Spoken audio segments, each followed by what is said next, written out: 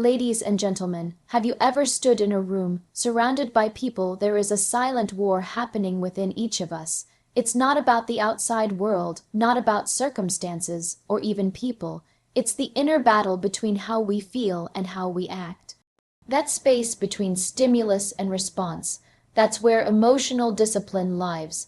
And mastering it is not about suppressing how we feel, it's about commanding our responses in a way that protects our peace, our power, and our purpose. Have you ever said something in the heat of the moment that you instantly regretted, or reacted so quickly that you later thought, "What was I thinking?"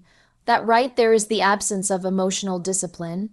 And while the consequences might not always be severe, over time, those impulsive choices can erode relationships, damage reputations, and worst of all, create a version of yourself you barely recognize.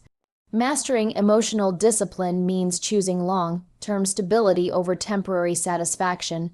It means understanding that not everything needs a response, not every offense requires defense, and not every feeling deserves a reaction. We live in a world that constantly pulls at our emotional strings. Social media alone is designed to provoke you rage, envy, desire, comparison, all within seconds of scrolling. Then there's real life, criticism from a colleague, betrayal from a friend, silence from someone you love. Your body reacts, your mind races, you want to strike back, prove your point, make them feel what you felt. But here's the truth, the moment they control your reaction, they control you. Emotional discipline is about reclaiming that power. It's about recognizing the wave of emotion, feeling its intensity, and still choosing not to drown in it. Some people think mastering emotions means you don't feel anything. That's wrong. You feel everything. You're just not a slave to it. You become the observer of your emotional state, not the victim of it. You learn to pause before reacting. You learn that the delay in response is not weakness, it's wisdom, that the ability to sit with your feelings without acting on them is a rare kind of strength. And yes, it takes time. It takes breaking habits you've practiced for years. Snapping back, shutting down, storming out, crying for validation, begging for clarity. Mastering emotional discipline means unlearning the belief that emotions are in charge. They're not, you are. Emotions are messages, not commands. They're indicators, not dictators.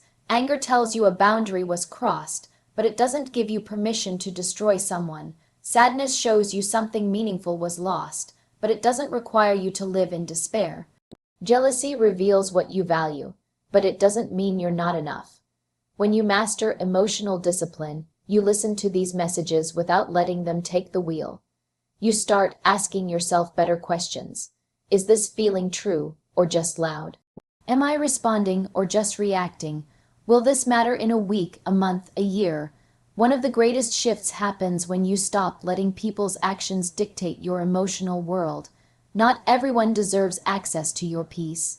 Not every word said about you requires a rebuttal. When you become disciplined, you realize that sometimes the most powerful move is no move at all. You smile when they expect rage. You walk away when they expect you to beg. You protect your dignity not because you're cold, but because you're in control. You start showing up with calm energy in chaotic rooms. You stop matching energy and start setting the tone, and people notice. The ones who used to provoke you will feel their power over you fade. The chaos that used to unnerve you will lose its grip, because emotional discipline is magnetic. It makes you unshakable in a world addicted to noise. You also stop internalizing everything. Someone's bad mood is not your fault. Their opinion is not your truth. Their rejection is not your reflection. Emotional discipline lets you observe others with empathy instead of ego. You stop asking, "Why are they doing this to me?" and start thinking, "This is about them." You learn to love people without absorbing their storms. You learn to hold space for your emotions without letting them dominate the room. That's maturity. That's power. That's peace. Mastering emotional discipline is not about becoming robotic or unfeeling. It's about leading with your values, not your moods. It's about showing up as the same version of yourself, whether things are falling apart or going well. It's a decision you make daily, moment by moment, and every time you choose silence over drama, grace over ego, understanding over reaction, you win, not because you let it go, but because you chose not to lose yourself in the process. Attachment is one of the most misunderstood forces in our lives. We mistake it for love, we confuse it with loyalty, we romanticize it as devotion, but often what we call attachment is not connection, it's control. It's fear in disguise. It's the anxiety of losing something we think defines our value. Redefining attachment doesn't mean we stop caring. It means we stop clinging. It means we start separating our identity from the things and people we've been conditioned to believe we can't live without. From the time we are children, we are taught that attachment is natural, and in many ways it is. Babies attach to caregivers. We form bonds with friends, partners, and places that feel like home. But as we grow older, if we are not taught the difference between healthy connection and emotional dependency, attachment becomes entrapment. We start to believe that someone else's presence validates our worth, that their approval sustains our peace, that our happiness is borrowed from the stability of things outside ourselves. And when those things shift, as they always do, we are left shaken, lost, even broken. There is nothing wrong with loving deeply. There is nothing weak about forming bonds, but there is a line where attachment crosses into fear, into obsession, into a loss of self. When your peace becomes contingent on someone else's actions, that is not love, it's survival mode. It's your nervous system trying to hold on to familiarity, not fulfillment. It's your past wounds disguised as loyalty. It's your unhealed need to be chosen replaying itself in a loop. Redefining attachment starts by asking yourself, what am I truly holding on to? Is it the person, the comfort, the routine, or is it the identity I've created around this connection? Sometimes we don't even love the person or situation anymore. We just love who we were when we were with them. Or we fear who will be without them. That isn't connection. That's a false anchor. And when that anchor drags you deeper instead of holding you steady, it's time to cut the rope. Letting go doesn't mean you stop caring. It means you start caring enough about yourself to release what hurts more than it heals. It means you stop forcing alignment where there is no respect. It means you stop calling anxiety love and calling pain growth just because you're afraid to be alone. Redefining attachment means realizing that being attached to a person's potential is not the same as being in love with who they are now. It means honoring what once was without forcing it to be what it no longer is.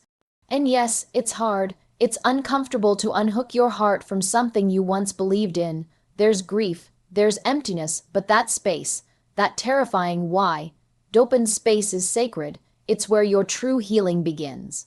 It's where you learn how to hold space for yourself, where you learn how to stand in your own presence without needing someone to mirror your worth back to you. That's when you stop needing constant reassurance. That's when you stop negotiating your value. That's when you stop tolerating almost love in the name of history. Attachment at its healthiest should feel free. It should allow both people to breathe, to grow, to evolve, without fear that change will cause collapse. It's rooted in choice, not fear of abandonment, in respect, not possession, in acceptance, not expectation. When we redefine attachment, we begin to see people as whole, not as extensions of our needs. We stop trying to fix, to mold, to control, and instead we allow. We allow others to be who they are, even if that means they're no longer meant to walk with us. We stop clinging to what hurts just because it's familiar. And most of all, we stop betraying ourselves just to avoid losing someone else. That's the core of redefining attachment. It's not about loving less. It's about loving wisely. It's about asking, does this connection honor who I'm becoming, or is it keeping me tied to who I used to be? Does it make space for my growth, or does it guilt me for changing? It's about knowing that letting go is not a failure. It's often the bravest thing you can do. Because when you let go of the things that aren't real love, you make room for what is. And that kind of love, the one that doesn't require you to shrink or chase or beg, that love begins with you. There is a quiet strength in those who can watch the world unravel and not let it pull them apart.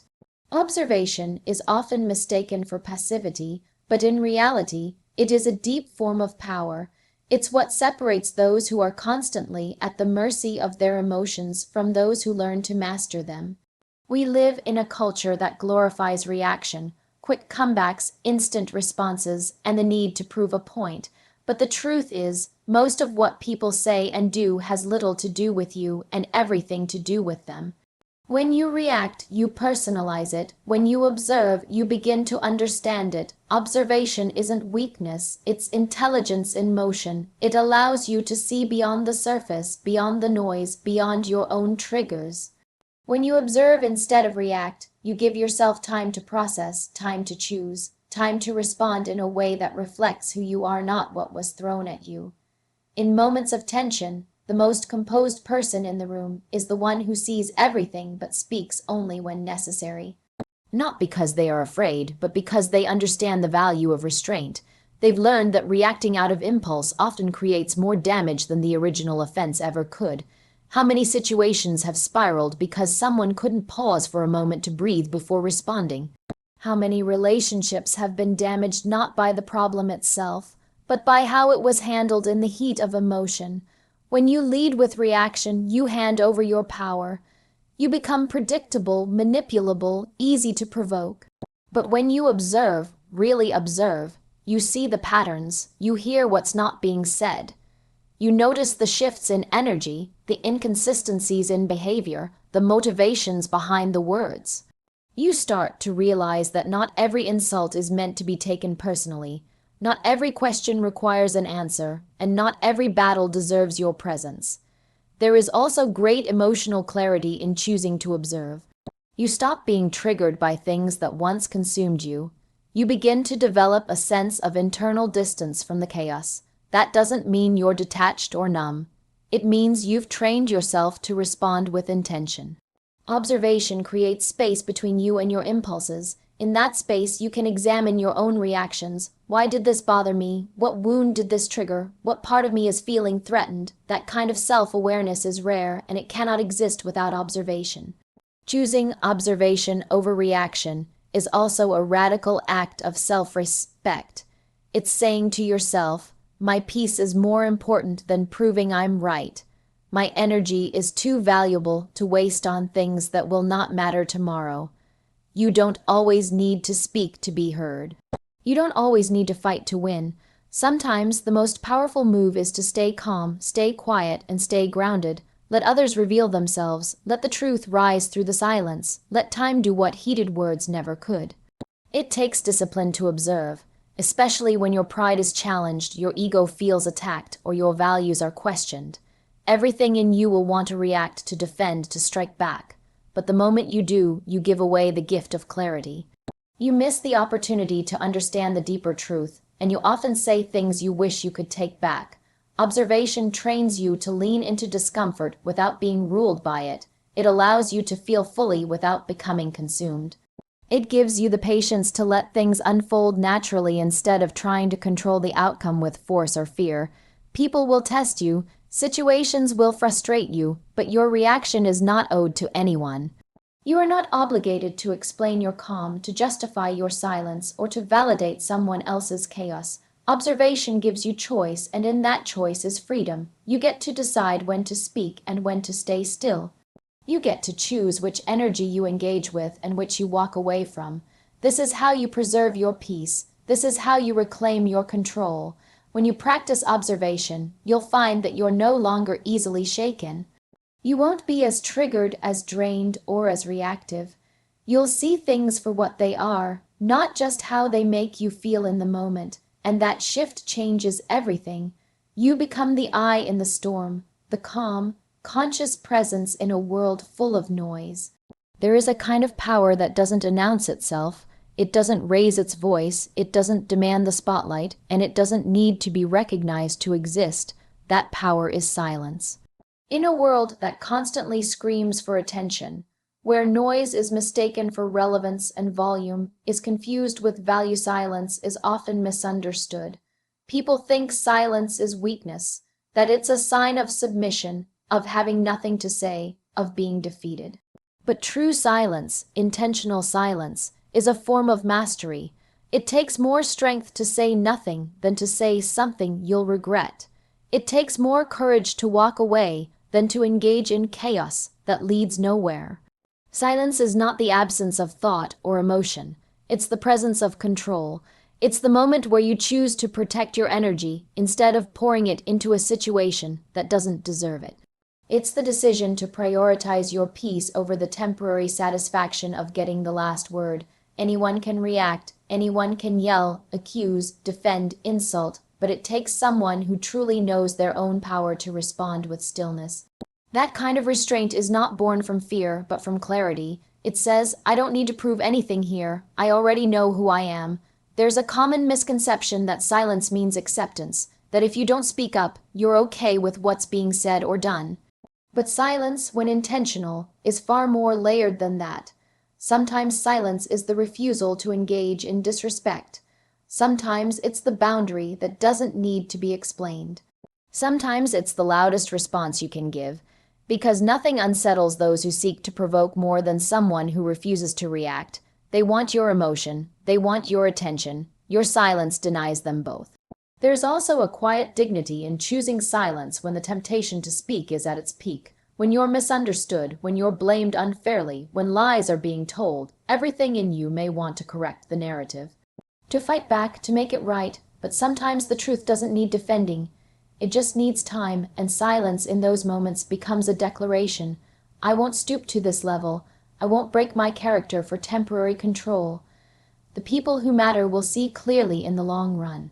The ones who don't never really wanted to see you at all. Silence also creates space, space to think, space to breathe, space to feel without being forced into action. In silence, we find what the noise tries to bury. Our intuition speaks louder, our emotional clarity returns, the things we were about to say no longer feel necessary or even true. So many mistakes are made in the name of urgency, in the grip of reaction. But silence lets the dust settle. It keeps the fire from spreading. It keeps your words from becoming weapons you'll later want to take back. When you can sit in silence with your own discomfort, you develop something most people never do: emotional endurance.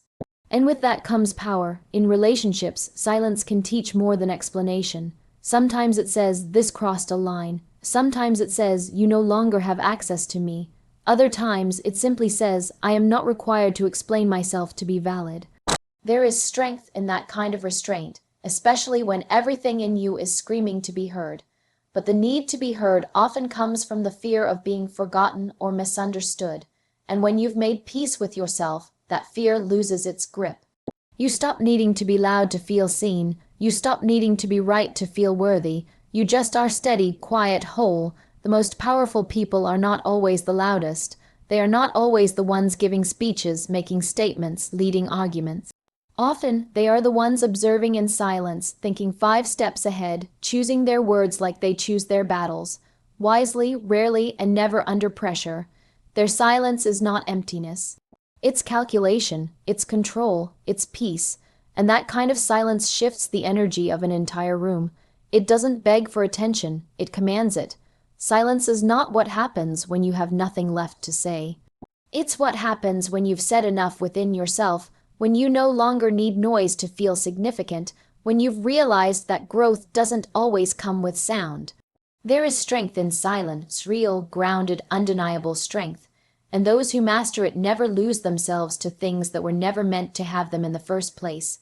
Letting go is not the hard part. It's the guilt that follows that keeps people stuck.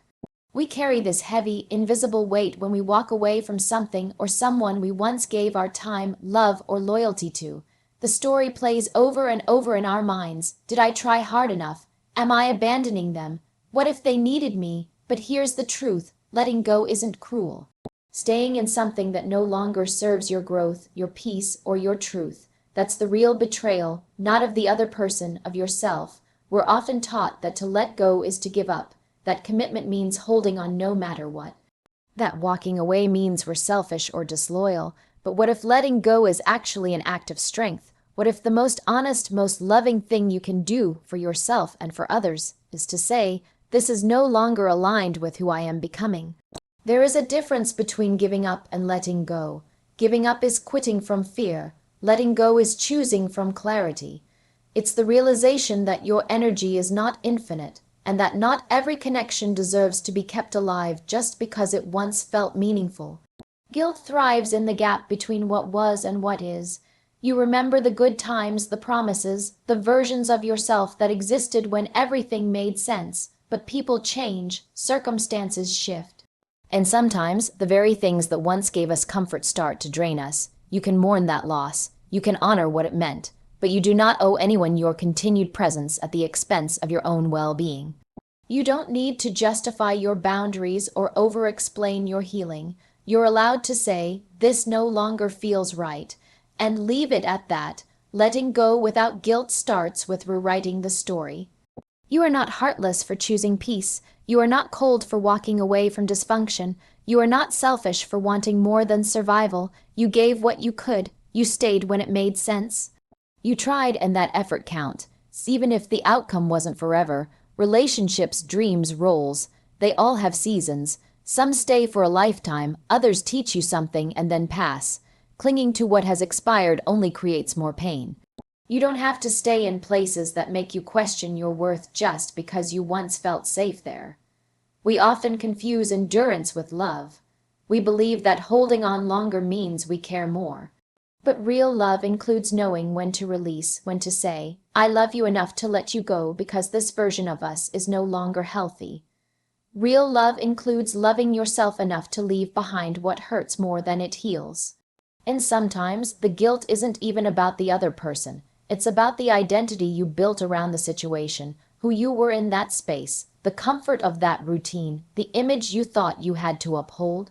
Letting go means grieving all of that too. Guilt will whisper that you should have stayed, that you owe it to them, that you were too much or not enough. But guilt doesn't tell the whole truth. Guilt is emotional residue. It lingers even after you've done what's right for you. You can feel guilty and still be right. You can feel sad and still know you made the healthiest decision. Those feelings can coexist. They don't invalidate your growth. They're just part of the process. Let them pass through you, but don't let them drive you back into places you've outgrown. You are allowed to close the chapter. You are allowed to move on with grace. You are allowed to outgrow dynamics that no longer nurture your soul. You can wish people well and still walk away. You can leave jobs, friendships, relationships, even family patterns, and still carry compassion in your heart. Forgiveness doesn't require reunion. Healing doesn't require explanation. Sometimes the deepest healing happens in your quiet decision to leave without burning bridges or making noise, just choosing peace and not apologizing for it. Letting go without guilt is a practice. It takes time to silence the conditioning that says love means sacrifice without limit. It takes self-trust to believe that your intuition is valid, even when it disappoints others. But each time you choose yourself with clarity and kindness, that guilt loses its power. You begin to move through life lighter, freer, more honest. You stop needing permission to protect your peace, and that is when letting go becomes not a loss, but a return to yourself. There comes a moment in every life where you have to stop waiting to be chosen, understood, rescued, or validated. That moment, quiet, clear, often uncomfortable, is the beginning of your return to yourself. Reclaiming your power doesn't start with a grand gesture. It starts with one decision: I no longer abandon myself. You don't have to make noise. You don't have to explain yourself. You just have to stop giving away pieces of your worth in exchange for permission to be whole. Power isn't something the world gives you. It's something you remember. It was always yours. It just got buried under years of doubt, of people pleasing, of tolerating what you didn't deserve because you were too afraid to be seen as difficult, selfish, or ungrateful.